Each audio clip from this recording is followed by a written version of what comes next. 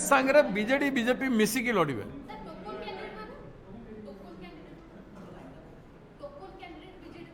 हाँ देवे नदेले से कहे आम बीजेपी ठू डिस्टेंस केमती अच्छु गोटे कथा तो सदाबले कहूँ ना समदूरता रखुचु बीजेपी ठारू समदूरता केते दूर रखिपारुंट देशवासी जानुंट आप जानुंट राज्यवासी डमी कौन से माने गोटे ठिया करेंगे किसी भोट आमर माइनस करने उद्देश्य ठिया करेंगे ना मेजोरिटी बीजेडी भोट आम नहीं बीजेडी मेजोरिटी भोट आम पाक आस सेटा को रोकवा किसी करेंगे से माने हार मानि सारा बीजेडी हार मानि सारा बीजेपी पाखरे केंद्र रो चापरे दिल्ली रे थिले ना बीजेडी नेता दिल्ली रे थिले तांकर मेंटर दिल्ली रे थिले तो दिल्ली रे ही निष्पत्ति करी निज कैंडिडेट को ट्रांसफर कर देले BJD is strengthening BJP BJD vote majority Congress को आसे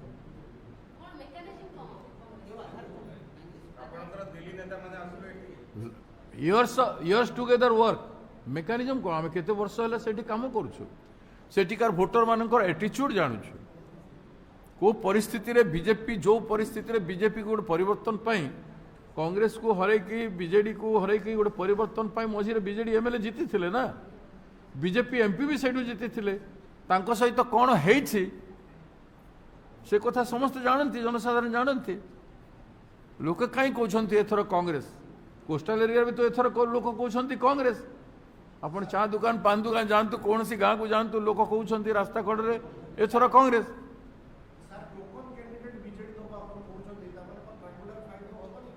ट्रायंगुलर फाइट हेनी ट्रायंगुलर फाइट नहीं से माने आम भोट को जो भोट बीजेडी रू आम पाखु चली आसंता बीजेपी को मिलिबो नहीं से भोट को रेस्टोन करने किछिटा रणनीति करि पारंती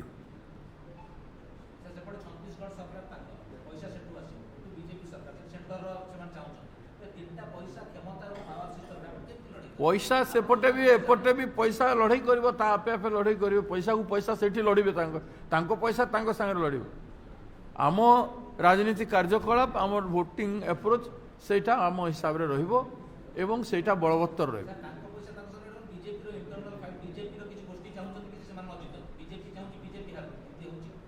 बीजेपी वाले कौन चाहूँगी देखु से बीजेपी वर्कर माने केते छाड़िले बीजेपी आउ केते छाड़े देखु डिसीजन न नहीं पारिबा बोल्ड डिसीजन न नहीं पारिबा पाई से माने आज द्वंद्व अछंती परस्पर अस्तित्व हरौछंती डिसीजन नहीं पारुना आमे बोल्ड डिसीजन नहीं छु चट्टान भली ठिया होइछु कि नहीं कहतु आपन कहतु कैंडिडेट भी आग डिक्लेयर करदेलु बीजेपी कार्यकर्ता बीजेडी कार्यकर्ता मिसिकी बीजेपी कार्यकर्ता को हरवे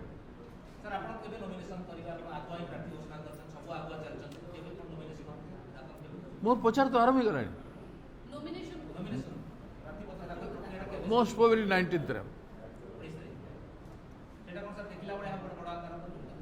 बड़ आकार आम सबू नेता को आम निमंत्रण करूँ जावाक आम सब लीडर जीवे ओडिशा रू नॉमिनेशन देन केंद्रीय नेता आम चिंता करूँ सब बिहार रे अच्छे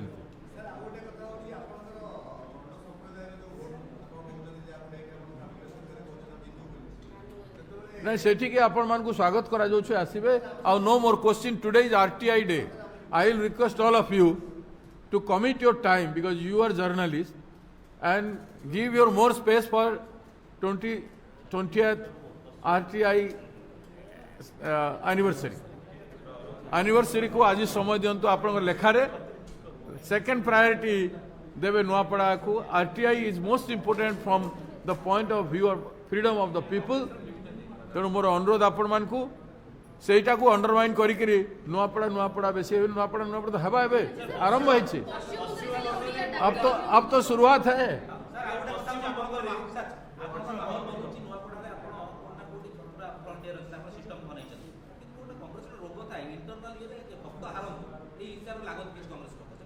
देखो किसी काम देव ना भक्त गांधी पथे चलो हार जीत कौन लाभ कौन पूछता है हार को कौन पूछता है जीत को सत्य का जीत होना है तो होगा, और सत्य के खिलाफ कोई भी काम करेगा, किए भी काम करिवो मुह असत्य हम। समस्ते हसिकी रहंतु, समस्ते श्रद्धारे रहंतु, सत्यर जय हो, बिना पैसा रे निर्वाचन विजय हो, केते नुआ जिनिस हबो।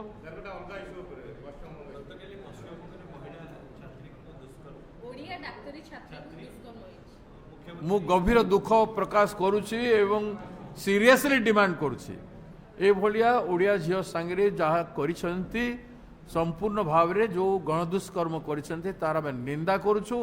इमिडिएटली दोषी माननकु अरेस्ट करी तुरंत कठिन रु कठिन दंड दियंतु एवं ता सेथि पाई मध्य ओडिशा महिला कांग्रेस को कार्य ग्रहण करबा पाई मु निर्देश देबी। Thank you Michael.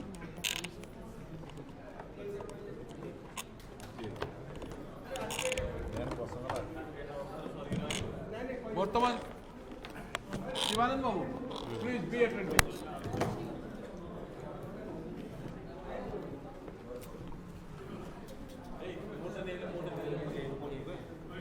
Kindly attention please, brothers and sisters, there are few sisters.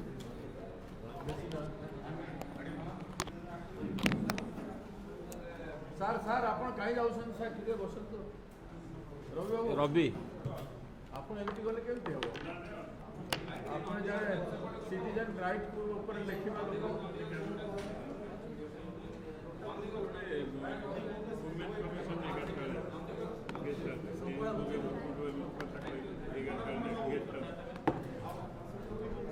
Sir टिके कहि नथि।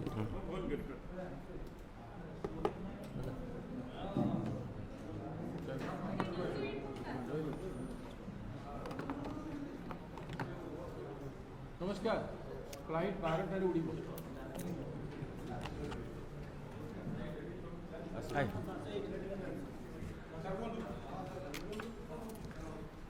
आम सम्मानस्पद सभापति आपण को यार आरटी एक्टर एनिवर्सरी उपर कहले 20 वर्ष एनिवर्सरी उपर तेणु आरटी एक्चुअली आरंभ है हिंट्सटा है 77 सुप्रीम कोर्ट रे पालकी वाला शांतिभूषण जो आर्गुमेंट करते से इलेक्शन करप्शन कथा आसला तर इलेक्शन एक्सपेंडिचर अनान सब आसला ताको बेस करी 1975 मसीह एक पार्लियामेंट रे उठा एवं शेष यूपीए चेयरमैन सोनिया गांधी नेतृत्व में मनमोहन सिंह प्रधानमंत्री चेष्टार कार्यकारी है आरटी एक्ट आप कथा गोटे लाइन में कहीदे हम जोटा एमएलए एमपी माने पार्लियामेंट आसेंबली जो क्वेश्चन पचारिक जो इनफर्मेशन आणुले साधारण लोक any citizen of the country 10 टका डिपोजिट कले से इनफर्मेशन पाते ओडिशा रे आरटीआई एसोसिएशन मो वकिल अच्छी आमर 9 जन लोक आरटीआई एक्टिविस्ट मरचत कहीं यहाँ जहाँ कहले करप्शन को रोकियापाई एक्ट होता साधारण लोक जानापी एक्ट होता किंतु सरकार ताको ठीक भाव परिचालन करना आज 23 लाख केस पेंडिंग अच्छी जहाँ कहले एवं 4 लाख अपील रु अधिका अपील पेंडिंग अच्छी से central commission appointment Odisha state commissioner officer का अपॉइंटमेंट ठीक भाव करूना to delay the matter not to dispose the matter एको आरटीआई एक्टिविस्ट सारा अब ओडिशा रे प्राय 2000 एक्टिविस्ट आप जानते आसले से 9 जन लोक कहीं मले करप्शन उपरे किए माइनिंग करप्शन किए से ओजेस करप्शन कोटे लैंड करप्शन कोटे आपणकर इस्टेट आरटीआई आपणकर आदिवासी फॉरेस्ट राइट एक्ट उपर ये इनफर्मेशन मांगा ये सबू रे सारा ओडिशा रे 2000 वर्कर्स काम कर ऑल थ्रू आउट ताको प्रोटेक्शन किसी ना से मार दौरान 9 जन लोक मले ଏବଂ ଯେଉଁମାନେ କାମ କରୁଛନ୍ତି ସିନ୍ସିୟରଲି ସେମାନେ କହୁଛନ୍ତି ଆମେ ସମାଜର କିଛି କାମ କରୁଛୁ ବେଟର ଦାନ୍ ଏନି ଅଦର ପଲିଟିକାଲ ୱାର୍କର୍ସ। ତେଣୁ ପଲିଟିକାଲ ୱାର୍କର ମାନେ ମଧ୍ୟ ଏ କାମ କରୁଛନ୍ତି। ବନ୍ଧୁଗଣ, ଆପଣଙ୍କ ଧୈର୍ଯ୍ୟ ଉପରେ ନିର୍ଭର କରୁଛି। ଏଇଟାରେ ଓଡ଼ିଶାର ଗୋଟେ ଉଦାହରଣ ଦେବି ଆପଣଙ୍କୁ, ମାଇନିଂ କରପସନ୍। ଶାହା କମିଶନ ଯେଉଁ ବସିଥିଲା ସେ ସମୟରେ ଯେଉଁ ମାଇନିଂ କରପସନ୍ ହେଇଥିଲା ତା ପୂର୍ବରୁ, ତାପରେ ଗୋଟେ କେପି ସିଂହ ଗୋଟେ କମିଟି କରିଥିଲେ, IAS IPS ଆଉ ଲୟର, ସେ ତିନି ଜଣ ଆମେ ଯାଇଥିଲୁ କମିଟିରେ, ଗୋଟେ ରିପୋର୍ଟ ଦେଇଥିଲୁ। ସେ ରିପୋର୍ଟଟା ମୋତେ ସାଙ୍ଗରେ କେପି ସିଂହ ନେଇ ମନମୋହନ ସିଂ ପ୍ରଧାନମନ୍ତ୍ରୀ ଥିଲାବେଳେ ଯାଇଥିଲେ। ସେତେବେଳେ ମନମୋହନ ସିଂଙ୍କୁ କହିଲେ KP Singh, mister Ray is there, he has chairman of this committee, ଆଉ ମାଇନିଂ କରପସନ୍ ଅଛି। ମନମୋହନ ସିଂ କହିଲେ ମାଇନିଂ କରପସନ୍ ମୋର କିଛି ଆଇଡ଼ିଆ ନାହିଁ, ଶିଶିର ଓଲା ଆସାମର ଯିଏ ମିନିଷ୍ଟର ମାଇନିଂ ଅଛନ୍ତି ତା ପାଖକୁ ଯାଆନ୍ତୁ। ଆମେ ଗଲୁ ତାଙ୍କ ପାଇଁ ତା ପରଦିନ, କହିଲେ ପ୍ରକୃତିରେ ଏଇଟା ବସିବ। ଶେଷରେ ତା ପରିଣାମ ହେଲା ଆପଣ ଶାହା କମିଶନ ବସିଥିଲା। ଶାହା କମିଶନଟା ଓଡ଼ିଶା ଆମ ଇନଫର୍ମେସନରେ ଆମ କମିଟିରେ ବସିଥିଲା। ଏବଂ ପ୍ରଦୀପ ପ୍ରଧାନ RTIର ଯେଉଁ ଚେୟାରମ୍ୟାନ୍ ଅଛନ୍ତି, ଆପଣ ଜାଣନ୍ତି ବହୁତ କରପସନ୍ ଆଣିଛନ୍ତି ଓଡ଼ିଶାରେ। ଏକ୍ଜାମ୍ପଲ୍ କହୁଛି ଆପଣଙ୍କୁ, କୋଭିଡ଼ରେ ଆପଣଙ୍କ ଏତେ ଲୋକ ଏତେ ହଜାର କୋଟି ଟଙ୍କା ଖର୍ଚ୍ଚ ହେଲା। ଆପଣଙ୍କ ବଡ଼ ବଡ଼ ମେଡ଼ିକାଲ କଲେଜ ସବୁ ନେଇଗଲେ। ସେମାନେ ସେ ବିଲ୍ ଯେତେବେଳେ ଆମେ RTIରେ ମାଗିଲୁ କିଛି ମିଳୁନାହିଁ। ଗୋଟେ ପେସେଣ୍ଟ ଥିବ ଗୋଟେ ବେଡ଼୍ରେ, ତା ନାଁ ଥିବ ଏବଂ ସେ ଡାକ୍ତର ଫିଜ୍ ଏତିକି, ଔଷଧ ଏତିକି ଖାଇଲା, ତା ହିସାବ ପତ୍ର କିଛି ନାହିଁ। କୋଟି କୋଟି ଟଙ୍କା, ହଜାର ହଜାର କୋଟି ଟଙ୍କା ମାନେ ନେଇ ଇଏ କରିଛନ୍ତି, କ'ଣ କରପସନ୍ କରିଛନ୍ତି, ତା ହିସାବ ଆଜି ପର୍ଯ୍ୟନ୍ତ ଦେଇପାରୁନା। ତାକୁ ମୋତେ ଠିକ୍ ଭାବେ ଯେହେତୁ ବିଜେଡ଼ି କରିଛି, ବିଜେପି ତାକୁ ଫାଇଟ୍ କରିବାକୁ ଚାହୁଁନି, କଂଗ୍ରେସ ଉଠେଇଲେ ଡାଇଲ୍ୟୁଟ୍ କରିବାକୁ ଚେଷ୍ଟା କରୁଛନ୍ତି। ଇଏ ଗୋଟେ ବ୍ରାଇଟ୍ ଏକ୍ଜାମ୍ପଲ୍ ଆପଣ କହିଲି। ଫର୍ ଏକ୍ଜାମ୍ପଲ୍, ନବୀନ ପଟ୍ଟନାୟକ ଚିଫ୍ ମିନିଷ୍ଟର ଥିଲେ, ପ୍ରଦୀପ ପ୍ରଧାନ ମାଗିଲେ ଗୋଟେ ଇଏ ଉପରେ କ'ଣ ରିଲିଫ୍, ଏ ଯେଉଁ ଫ୍ଲଡ୍ ଉପରେ ବୁଲେଇ ଯାଇଥିଲେ, ଗୋଟେ ଫଲ୍ସ ଇଏ ଦେଇଦେଲେ, କ'ଣ ହେଲିକପ୍ଟର ଭିଜିଟ୍ ଦେଇଦେଲେ। ଆମେ RTIରେ ମାଗିଲୁ, ଦେଖିଲୁ ସେ ଯାଇନାହାନ୍ତି। କି ଅଫିସର ଗଲା, କେଉଁ ହେଲିକପ୍ଟର ଗଲା, କେତେବେଳେ ଗଲା, this is the result of RTI information. ତେଣୁ ଅନେକ ଲ୍ୟାଣ୍ଡ ସ୍କାମ୍, ଆପଣଙ୍କର ମେଡ଼ିସିନ ସ୍କାମ୍, ଆପଣଙ୍କର ଏ ଯେଉଁ OJS ସ୍କାମ୍, ଆପଣ ଯେତେ ଦେଖିବେ ଏ ଯେଉଁ ପ୍ରଧାନମନ୍ତ୍ରୀ ମହାତ୍ମା ଗାନ୍ଧୀ ରୋଜଗାର ଯୋଜନାରେ, ସେଗୁଡ଼ା ସବୁ କ'ଣ ହେଉଛି, ଫଲ୍ସ ବିଲ୍ ହେଇଯାଉଛି। କରିଦେଉଛନ୍ତି କାମ, ଏଥିରେ ଲୋକଙ୍କୁ ନାଁ ଦେଇପାରୁନାହାନ୍ତି। ଆମେ ଯେତେବେଳେ RTIରେ ମଗାଯାଉଛି, ସେ ନାଁ କହିପାରୁନାହାନ୍ତି, କେଉଁ ଅଞ୍ଚଳରେ କେତେ ଲୋକ କାମ କଲେ ତା କହିପାରୁନାହାନ୍ତି। That is also scam. Education scam, health scam, ଏମିତି ସବୁ ସ୍କାମ୍ରେ ଇନଭଲ୍ଭ ଅଛନ୍ତି।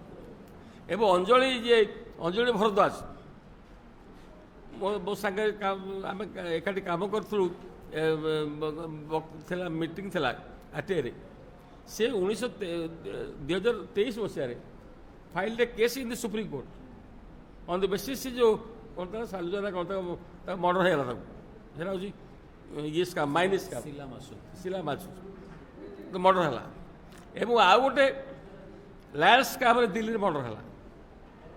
ତେଣୁ ବନ୍ଧୁଗଣ, ସୁପ୍ରିମକୋର୍ଟ ଯାହା ବି କହୁଛି, ଯେଉଁ ଫାଇଣ୍ଡିଂ ଦେଉଛି, ତାକୁ କେନ୍ଦ୍ର ସରକାର ମାନିବାକୁ ପ୍ରସ୍ତୁତ ନୁହଁ।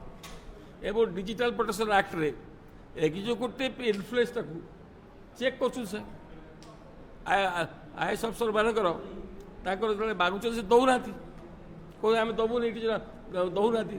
ତାପରେ ଯେଉଁ ଫାଇନ୍ ହେବା କଥା ସେଟା ଫାଇନ୍ କରିବାକୁ ଆପେଲେଟ୍ ଅଥରିଟି ତ କରୁନି। ତେଣୁ ଏଇଟା ଗୋଟେ ଦୋ ବଡି ଇଜ୍ ଦେୟାର।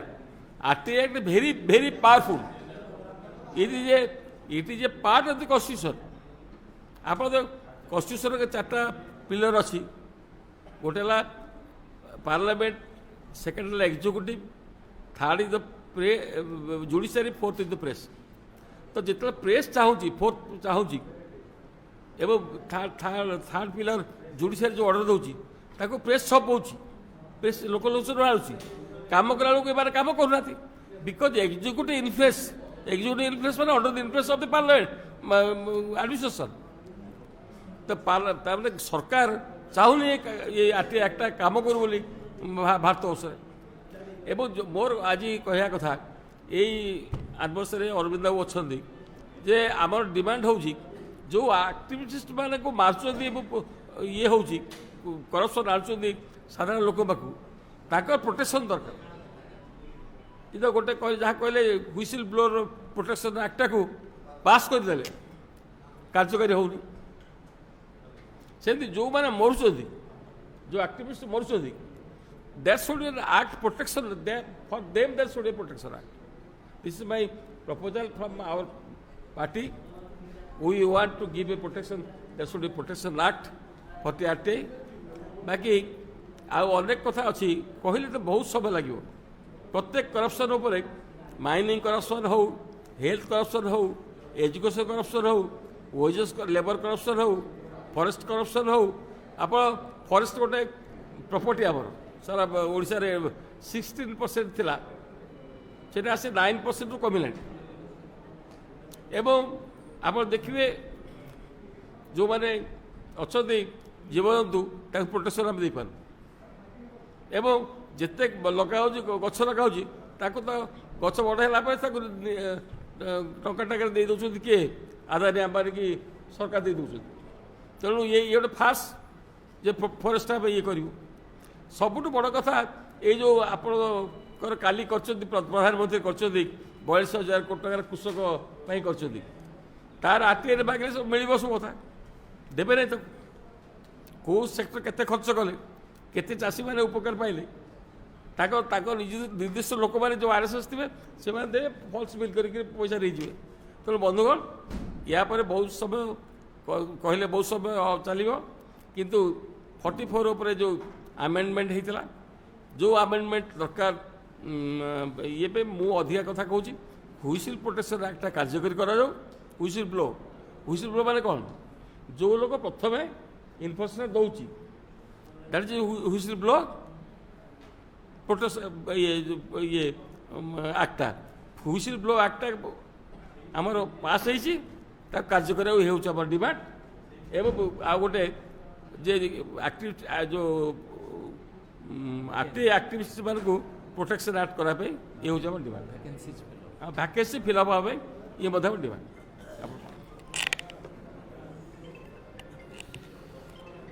नमस्कार। विस्तृत भाव में राइट टू इनफॉर्मेशन उपरे आलोचना हो सारी, तेबे ताकू केंद्र सरकार 2014 मसीहा परठू पाणिचिया करिवारे लागी पड़िचंती, जोथिपाई कि सबुठु बेसी ओडिशा केमती क्षतिग्रस्त होईची सेई कथा मु आपण माननकु संक्षेप रे जणैबी।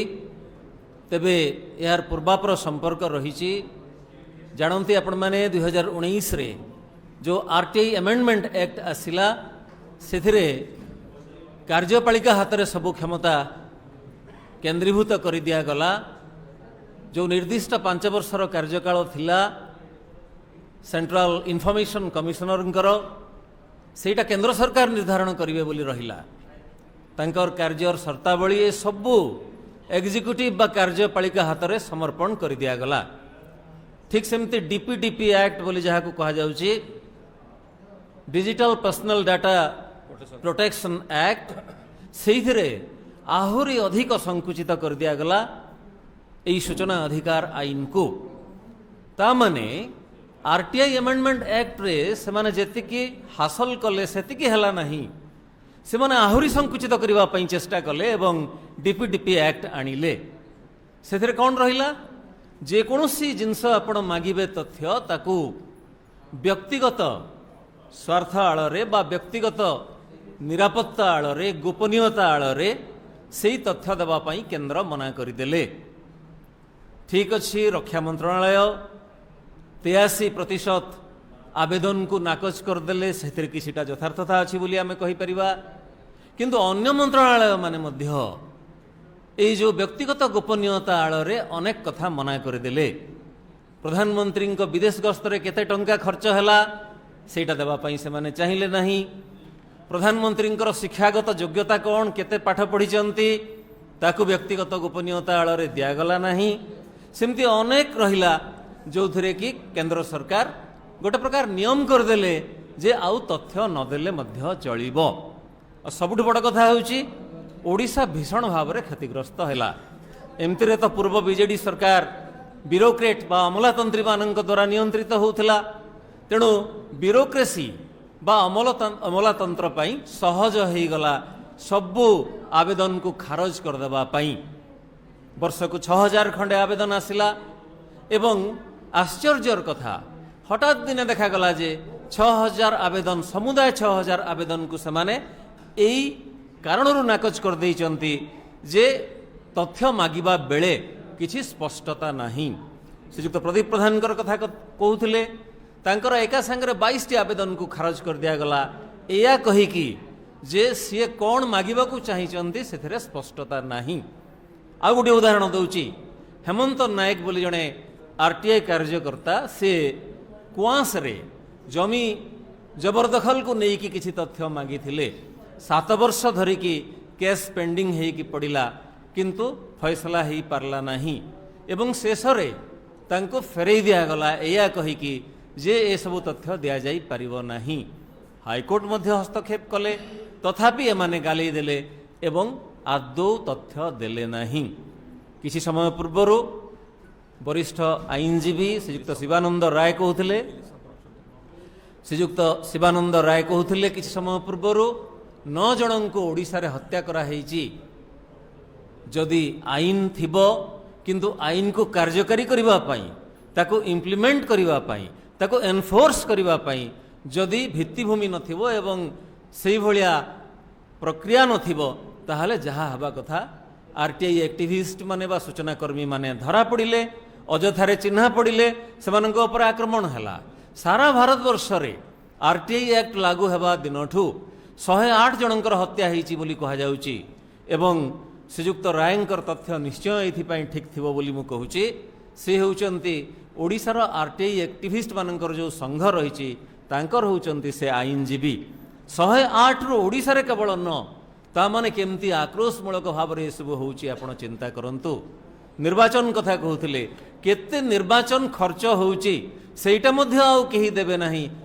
हाँ करप्शन केमती होउची सेटा मध्य आउ केही देबे नाही। तेणु करी सरकार तेजंतु ए जो समस्तंक आखिरे काठी गेंजी देई कि जो से आरटीआई एक्ट को पूरा अकामी कर देबा पई चेष्टा करूचंती जनसाधारणकर मध्य कर्तव्य रहुची सेमाने मध्य तेजिबा दरकार। नागरिक समाज तेजिबा दरकार। जहाँ आमर दाबी रही जिते वैकेंसीज रही से सबू केमती पूरण हेबो एवं पेंडेंसी केमती कम रु कम रहिबो एवं केमती गोपनीयता आड़े आउ तथ्य को दियाजिबो नाही से व्यवस्था जमती न रहिबो सेटा करा जाऊ। खाली सेतिकी नुह हुइसिल ब्लोअर्स प्रोटेक्शन एक्ट को मध्य कड़ाकड़ी भाव में कार्य करा जाऊ। नमस्कार, धन्यवाद।